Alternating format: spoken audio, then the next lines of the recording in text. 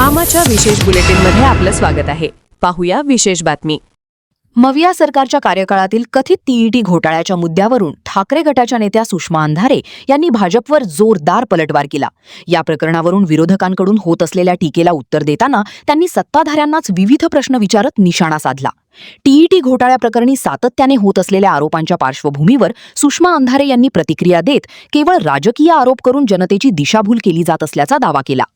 राज्याचे मुख्यमंत्री देवेंद्रजी काल असं म्हणाले की सगळ्यात मोठा टीईटी परीक्षा फुटीचा घोटाळा हा ठाकरेंच्या काळात झाला. कदाचित त्यांच्या स्क्रिप्ट रायटरने मुद्दाम चुकीचं लिहिलं असेल किंवा नकळत चुकीचं लिहिलं असेल किंवा बरोबर लिहिलंय परंतु सीएम साहेबांकडनं चुकीचं वाचन झालं असेल. मी जरा करेक्ट केलं पाहिजे की सगळ्यात मोठा टीईटी पेपर फुटीचा जो घोटाळा होता तो ठाकरेंच्या काळात झाला नाही, ठाकरेंच्या काळात उघडकीस आला. मी पुन्हा एकदा रिपीट करते, हा घोटाळा ठाकरेंच्या काळात उघडकीस आला. तो कसा उघडकीस आला आणि या घोटाळ्याला जबाबदार कोण होतं आणि हा घोटाळा नेमका कधी झाला, कोण कोण होतं या सगळ्या साखळीमध्ये जरा बोललं पाहिजे याच्यावर. मंडळी, 19ला आम्ही सत्तेत आलो.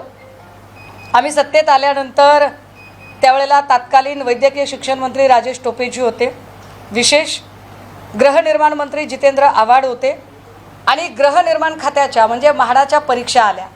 म्हाडाचा पेपर निघाला. पेपर होता 12 डिसेंबर 2021ला आणि त्याच्या आदल्या रात्री पोलिसांना एक टीप मिळाली की म्हाडाचा पेपर फुटलेला आहे. जशी पोलिसांना टीप मिळाली, पोलीस जिथे टीप मिळाली आणि ज्याच्या संबंधाने टीप मिळाली त्याच्यापर्यंत पोचले. आता तुम्ही म्हणाल मी हे सगळं सांगते याला आधार काय, हे सगळं कपोलकल्पित असू शकतं.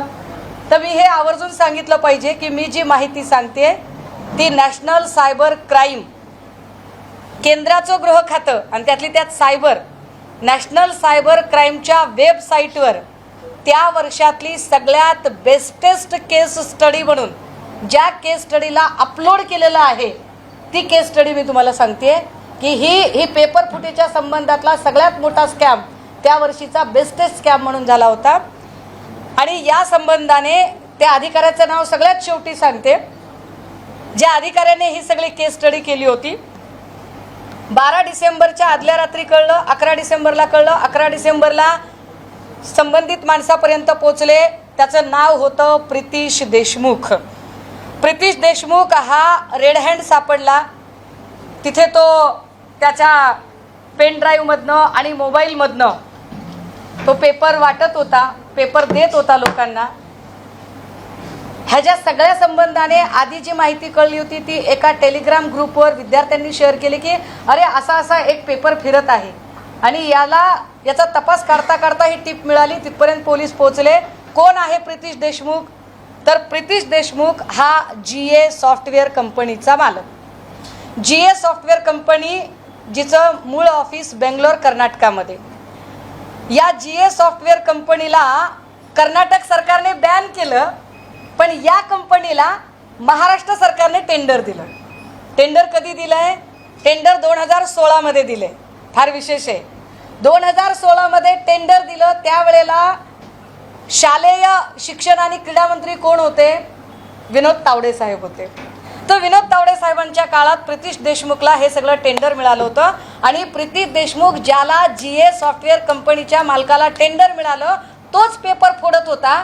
त्याला जेव्हा पोलिसांनी ताब्यात घेतलं आणि त्याची चौकशी सुरू केली त्यावेळेला त्या सगळ्या चौकशीमध्ये जी माहिती पुढे आली हे फार म्हणजे इकडे लॅपटॉपमध्ये दाखवण्याच्या ऐवजी मी तुम्हाला या कागदांवरून ती माहिती दाखवते की बघा म्हाडाच्या एका पेपरवरून कुठपर्यंत पोहोचलं हे सगळं प्रकरण. जेव्हा त्याला ताब्यात घेतलं तेव्हा त्याने सांगितलं की मी एकटा नाही आहे. मग याच्यात 14 एजंट आहेत. 14 एजंट शोधून काढले गेले.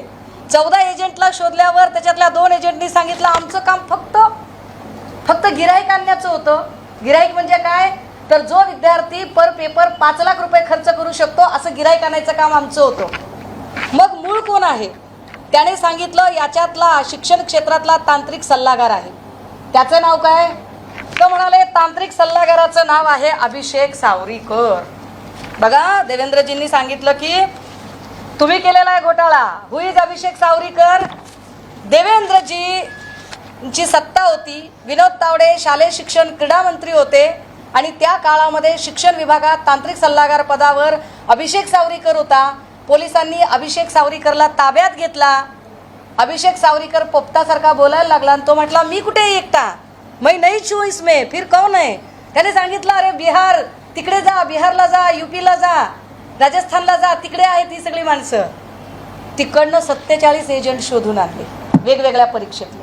आणि हे 47 एजंट ज्यावेळेला शोधून आणले तेव्हा ते म्हणाले, हमको क्या पता था साहब, इसमें का जो मेन बॉस है वो आपकेच महाराष्ट्र में है. कोण आहे तो मेन बॉस? आणि मग सांगितलं की याच्यामध्ये शिक्षण खात्याचा एक साधारणतः उपसंचालक पदावर काम करणारा माणूस आहे, ज्याचं नाव आहे तुकाराम सुपे. आमा चॅनलला लाईक करा, बातमीला शेअर करा, सबस्क्राईब फॉलो करायला विसरू नका.